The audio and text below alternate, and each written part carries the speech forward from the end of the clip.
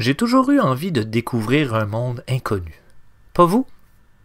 Un monde disparu et oublié de tous. Un monde atteignable seulement grâce à l'imagination.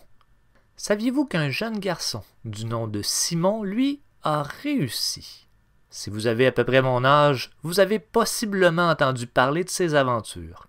Vous souvenez-vous comment il a fait? Laissez-moi vous raconter son histoire. Découvrons ensemble ce qui reste de cette aventure dans le coffre à souvenirs qui se trouve dans le sous-sol.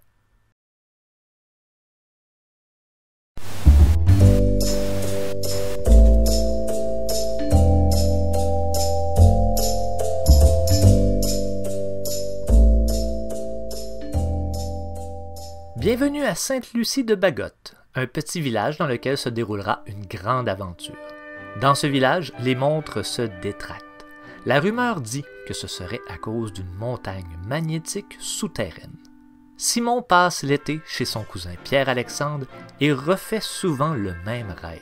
Il y voit des animaux disparus depuis des millénaires. Après avoir fait ce rêve pour la énième fois, Simon voit enfin le chemin qu'il doit emprunter pour rejoindre ce monde fantastique. Il doit se rendre au-delà du troisième bois. Pierre-Alexandre, on va y aller, m'entends-tu? Demain matin. Où ça? Pourquoi tu me réveilles? Je l'ai vu dans mon rêve. Arrête de me brasser. T'as vu quoi? La fin de ton rêve? Mieux que ça. Le chemin qui mène au pays de mon rêve. Il passe par ici. Par Sainte-Lucie de Bagotte? T'es sûr? Faut aller vers le nord, de l'autre côté du troisième bois. Les enfants du coin veulent accompagner Simon dans son expédition. Cependant, pour réussir, il y a une condition. Aucun adulte ne doit les surprendre pendant leur trajet. Vraiment? Ça peut pas marcher. On a compris. C'est bien que tu nous de faire comme pour vrai. On fait pas comme. C'est pour de vrai. Ce qu'on dit. Ils échoueront à leur première tentative en se faisant surprendre dans le jardin du vieux bonhomme Walker. Je vous ai entendu? Sortez de là! Je sais que vous êtes là! J'ai vu bouger les buissons! Monsieur Walker, c'est moi, Pierre-Alexandre Cadotte, votre petit voisin de la rue Sainte-Marie. À leur deuxième tentative, Picard, le tough de la gang, a le vertige et ne veut pas passer sous un pont. Les jeunes tentent de le faire traverser dans un baril, mais la tentative tourne mal lorsque la corde qui retient le baril se brise. Picard s'en sort sain et sauf, mais les jeunes abandonnent la tentative. C'est sale, cette rivière-là.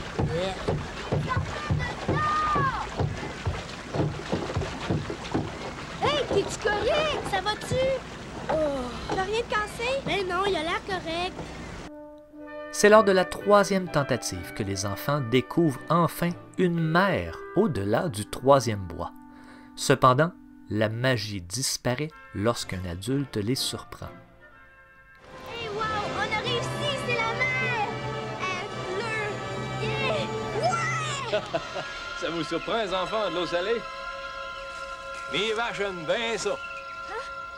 Qu'est-ce qui est arrivé? Hey, qu'est-ce qui est arrivé? La mer! Lors de leur ultime tentative, notre groupe d'aventuriers retourne vers le troisième bois, de nuit cette fois-ci. Ils feront cependant la rencontre d'un animal inattendu, le méga curiosaure.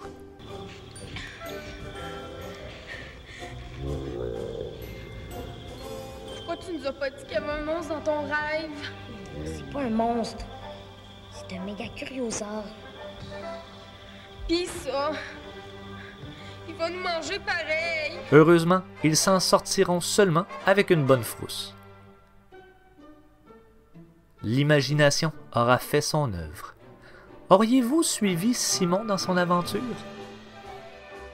Le film est réalisé par Roger Quentin et produit par les films Vision 4. Roger Quentin a déjà 20 ans de métier et une trentaine de courts-métrages à son actif, mais Simon les Nuages sera son premier long-métrage. Quelques années plus tôt, il avait tout de même co-scénarisé un film dont peut-être quelques personnes se souviennent. La guerre des Tucs, ça vous dit quelque chose? Suite à ce grand succès, Roger Quentin souhaitait réécrire une histoire avec un groupe de jeunes. Il plonge dans son passé et en ressort un souvenir d'enfance à partir duquel il travaillera. Roger Quentin était jeune étudiant au séminaire de Saint-Hyacinthe. Sur le terrain de l'école se trouvaient 3 étangs près de l'aile des prêtres où il allait chasser des grenouilles. Il s'imaginait alors découvrir un 4e étang où il trouverait de gros poissons à écailles. C'est avec cet élément que débute l'écriture du scénario, un exercice qui durera 3 ans. Roger Quentin utilisera un autre élément de sa jeunesse pour l'histoire du 3e bois. En effet, autrefois, il y avait 3 bois à Saint-Hyacinthe. 2 ont été coupés pour faire place à des quartiers résidentiels, mais le 3e avait survécu. Fait particulier, il s'appelait les Salines, en raison d'une source d'eau salée qui y coulait à la fin du 19e siècle. Pour s'y rendre, les jeunes devaient traverser des champs de maïs qui montaient très haut. Roger Quentin réutilisera directement ces éléments dans son scénario. C'est donc avec un budget de 2 millions de dollars que le film sera réalisé. La majorité du tournage se déroule à Terrebonne, mais quelques scènes ont été tournées à Cuba. La scène du baril, dans laquelle Picard se cache, elle, a été tournée près du manoir de Mascouche.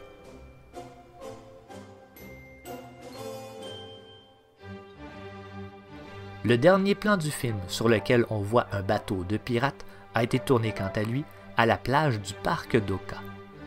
Pour ce faire, l'équipe a fait appel à une technique qui consiste à peindre un dessin sur une vitre de plexiglas et à la tenir à une distance stratégique de la caméra pour créer l'illusion. On boucle donc le tournage avec les jeunes en 30 jours. Restera à tourner la scène qui est en quelque sorte l'apogée de cette aventure, la rencontre avec le méga Curiosaure. Pour réaliser le tout, Roger Quentin fait appel à Bill Malone, un cinéaste d'animation reconnu à travers le Canada pour ses dinosaures animés. On aurait souhaité créer un dinosaure de 24 pouces pour bien paraître à l'écran. Le principal problème avec le dinosaure, c'est de lui créer une armature suffisamment solide pour soutenir son propre poids, mais assez flexible pour assurer des mouvements fluides. On opte finalement pour une grandeur de 18 pouces et d'une longueur de 40 pouces de la tête à la queue. Pour le faire selon la méthode traditionnelle, le moule pour vulcaniser la mousse de caoutchouc aurait mesuré 4 pieds et pesé 170 livres. Devant la complexité d'un tel moule, on se tourne vers la mousse synthétique de polyuréthane qui, elle, s'utilise à froid. Les tests préliminaires se déroulent très bien. Mais la veille du début du tournage, lors du démoulage final du dinosaure, celui-ci s'effondre. Il faut tout recommencer et on doit retarder le tournage d'1 semaine. On tourne donc à la vitesse de 1 seconde par heure de travail. Recommencer une scène en entier équivaut donc à plusieurs journées de travail. Aucun détail n'est laissé au hasard. Tourner les 2 minutes de la scène du méga Curiosaure ont pris plus de temps que tourner le reste du film en entier. Élément intéressant que je n'avais jamais remarqué avant l'écriture de cette capsule. Saviez-vous qu'il y avait des formes d'animaux cachées dans l'affiche officielle du film? Combien d'animaux serez-vous capable de trouver? N'hésitez pas à mettre la vidéo sur pause pour jouer les aventuriers.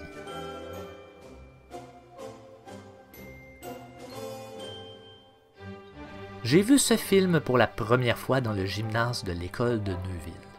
Une activité de fin de semaine, probablement organisée par le Club Optimiste ou quelque chose du genre.